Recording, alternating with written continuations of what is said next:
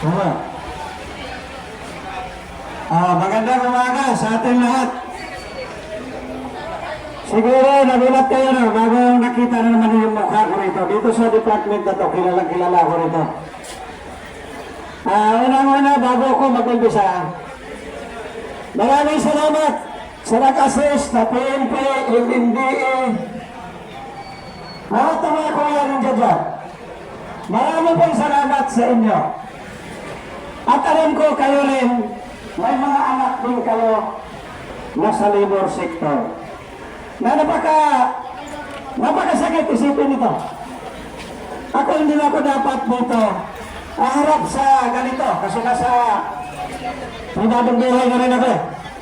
Pero ang problema ngayon, nung marinig ko itong DO-174 at yung voluntary arbitration,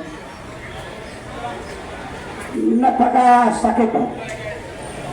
Ito pa sa inyo lang. Noong 2017, naalaala ninyo siguro itong mukha na to. Ako yung na-promote ng